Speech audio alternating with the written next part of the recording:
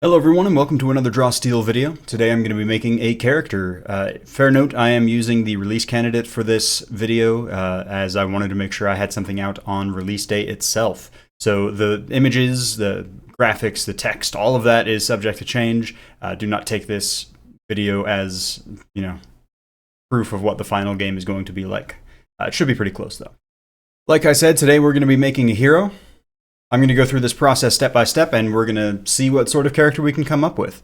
If you have not seen my primer video on where to get started with Draw Steel, I highly recommend you take a look at that first. I'm going to be following the process I outlined there. Let's dive right in with an Ancestry.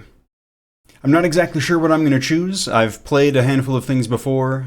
There's a few that I haven't seen yet, so I'm probably going to pick one of them. But I'm going to go ahead and make a jump when I've made that decision. I'm going to go ahead and start by making a Memenek. I think they're one of the most interesting ancestries in Draw Steel, certainly the thing that's most unique to the setting of Orden that's default in this game. So we're going to go ahead and pick for our ancestry, Memenek. Now with the Memenek we have a choice of several different traits. In particular, we get access to 4 ancestry points, in addition to our signature traits, Fall Lightly and Lightweight. I'm going to write those down. And we have 4 points to spend.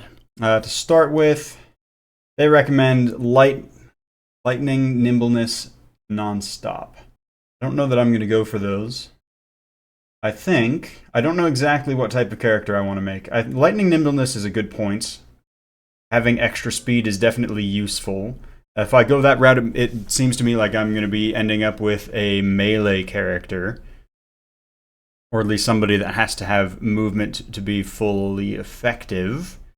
Ooh, non-stop is really good. That quick build option that they show in the start of the purchase traits section. In this case, definitely a solid build. Extra speed and you can't be slowed. That means that basically you're going to be moving 7 every round. I think I'm going to go with Keeper of Order and non-stop. Maybe an interesting choice. The ability to change edges and banes is useful. I really do not like being slowed, so that is a very valuable trait for me.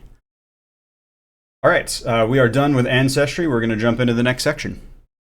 Next up, we're going to be choosing our character's background, and this means building a culture. I don't know exactly what I'm going to do with Memenek, but I feel like we want to play into their aspect of being from a higher manifold, and play into the fact that they are new to the concept of emotions. As a major Star Trek fan, I know I'm wearing a Star Wars shirt, but as a major Star Trek fan, that whole Spock and Data not used to emotions kind of thing is really fun to play off of. So I want them to be new to Orden, which means for their background and culture, we are probably going to want to choose something that reflects that. Alright, so let's go ahead and build our environment. What environment were we raised in? And this is going to get us usually a skill.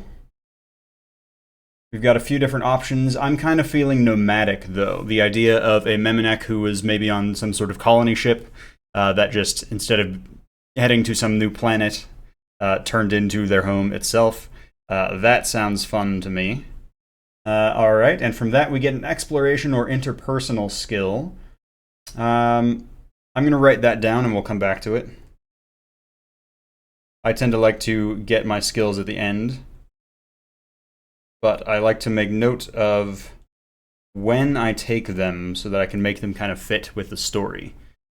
For our organization, I think they're very much a bureaucratic system, especially considering the Memenek and their relationship to laws and culture. So let's get that down. Yeah, they're probably very rigid. Maybe they're the type of society where people are born and are then sorted into the roles that they will play in society. I do apologize for my handwriting. It's not the greatest, but hopefully still legible. And from bureaucratic, we get interpersonal or intrigue. And I'm going to highlight where I get skills so that we can come back to it later a little more readily. Next up, we have upbringing. So what was our Memenek, what was their role in society? So I'm going to point out the fact I'm kind of thinking that I want to demonstrate a conduit. Now, this is going to be really interesting. I don't know what gods Memenex follow, if any. So I'm kind of picturing the relationship with their deity as less one of worship and more like there's some weird connection that comes on. I think of Q and Picard, for example. So I think that's the way I'm going to play it as far as these deities are concerned. But we'll see. We'll get to that.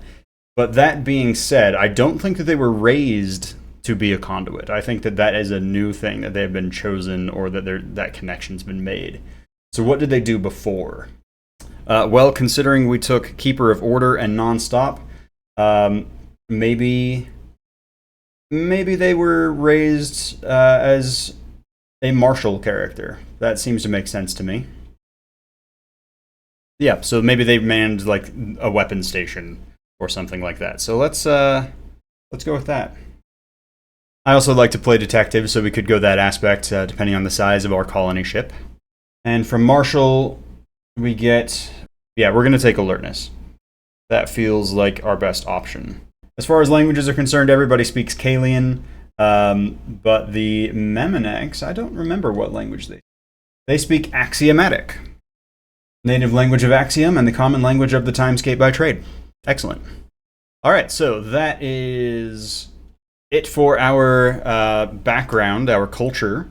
We're going to jump into career. Fortunately, we already know that we were in some sort of martial upbringing, and based on what we've determined about the society we were raised in, that was intended to be our role. So I think the thing that makes the most sense for us here is Watch Officer. That was the role that we were raised for. Now, as we see, as far as skills are concerned, this grants us alertness. So I'm going to go back to Martial real quick, and we're going to pick something else. Instead of alertness, we're going to pick strategy. And now we gain alertness and our other skills. Now, our inciting incident, what caused us to leave this colony ship and head to Orden? I think they're tracking somebody down. One that got away feels right. So we're tracking down somebody who fled the colony ship to Orden. Okay, it is time for us to choose our class. Like I said, I've already been thinking about Conduit, so I think that's the way we're going to go. Okay, so we have an intuition of 2, and we can choose one of these arrays. I think we're going to do this one. I like having one bad number to play with. We've got a 2 there. I think we're going to want to take a 2 in our reason as a former Watch Officer. We'll put a 1 in Might, a 1 in Agility, and a -1 in Presence. I think that seems like fun. That's essentially going to show we're very awkward on Orden. We do not know how to handle ourselves amongst the Gentiles, so to speak. So as far as our potencies are concerned, again, pulling from the Where to Get Started on Draw Steel video, we've got our Strong is a 2, our Average is a 1, our Weak is a 0. These will get updated as our core statistics get updated. So at second echelon, we'll get a boost to our intuition, and all of these will get bumped up by 1. We've got 18 stamina, 8 recoveries, and 2 skills from interpersonal or lore. Okay, it's time for me to choose a god or saint. Again, I'm going to do this off camera, and I will jump back to you when I've made my choice. Alright, so I'm going to go with Val. I think the idea of having the deity who created the Celestials ties in fairly well with a Memenek who's from one of the higher manifolds. And I think in this case we're going to do Val themselves and go with Protection and Knowledge. I feel like Knowledge tracks, although Life is also not a bad choice. So we're going to go with Val and do Protection, I think is our primary, and Knowledge. I think the Memenek would value education, and I as a player value education, so that also works. Our Domain and Piety effects, let's see, Protection and Knowledge. Knowledge, we gain 2 Piety the first time in an encounter that the director spends Malice. That's very nice. That's only per encounter. Choose up to 5 allies within 10 for this prayer effect. Or choose yourself instead of 1 ally. Each target gains a surge. Okay. That can be useful, especially if we've got a shadow in the party. Protection. You gain 2 piety the first time in an encounter that you or any ally within 10 gains temporary stamina, or uses a triggered action to reduce incoming damage, or to impose a bane or double bane. That's also very nice. It's very often that people will use their triggered action, or have a triggered action that reduces incoming damage. For the prayer effect, 1 ally within 10 gains temporary stamina equal to 4 times your intuition. 4 times your intuition, that's great. Oh wow, so I can trigger my own piety. That's very nice. That's very nice. Of course, that requires a tier 3 on a prayer roll, but that's okay. Okay, so I choose one of my domains and gain a feature for that domain as shown on the table. I also get a skill from my chosen domain, but I kind of like the idea of Blessing of Comprehension. So we're going to get a lore skill. I get Healing Grace. I get Ray of Wrath. I get one of the following triggered actions. Ooh, give an ally an edge, or give an enemy a bane. I'm absolutely about my allies, so we're going to take Word of Guidance. Time to choose our prayer. So casters in general don't get kits. Kits are only awarded to a handful of classes. Instead, they get to build out something similar to a kit. It's a little more bespoke for them. So the prayer is a part of that in addition to the ward. Prayer of Distance, though, feels right. So we're going to go with Prayer of Distance. Now to choose our ward. Let's do Bastion Ward. We're going to have effects placed on us a lot, and the ability to shake them off a little more easily will be most welcome. So we've got a +2 on all of our distance. I'm going to go ahead and pick 2 of these signature abilities, and we'll see what we get from there. I think we're going to go with Blessed Light and Staggering Curse. They both sound like fun. One obviously meant to give extra surges to my allies in addition to some damage. The other does some damage and some forced movement. Okay, it's time to choose our 3-cost heroic ability. I'm going to write that down as HR3. We've already got some forced movement, so Call the Thunder down is not necessarily top of my list. Judgment's Hammer, that absolutely feels right. And lastly, for my 5-cost, we're going to go with Corruption's Curse. I like the idea of basically just buffing my allies. Okay, our last step before choosing skills is choosing our Complication. I think there's one that fits very easily, so we're probably just going to choose that. And that would be Crash Landed. It's number 13. Otherwise, we could roll or look through them all, but Crash Landed feels really good to me. So, used to flit around the stars, but a run-in with a pirate has left you marooned. You have a power pack, choose the energy type, and you deal that type of damage. Then it's a maneuver to activate or deactivate it, so that's fun. And as a drawback, you take a Bane on any test to know anything about the world where you crash landed. Well, that sounds like a blast, so we're going to take that. Yeah, I love the idea that this Memenek didn't intend to land on Orden for any period of time, and now they're kind of stuck. Not only are they stuck, they still haven't gotten their target. So, that seems like a really fun way to play it. Now, let's go ahead and choose our skills, and we'll be done. Okay, and with that, we have our skills chosen. I ended up taking Navigate for Exploration, Interrogate, Persuade, and Read Person for Interpersonal, Alertness, Search, and Sneak for my Intrigue, and Strategy, Timescape, and Psionics for Lore.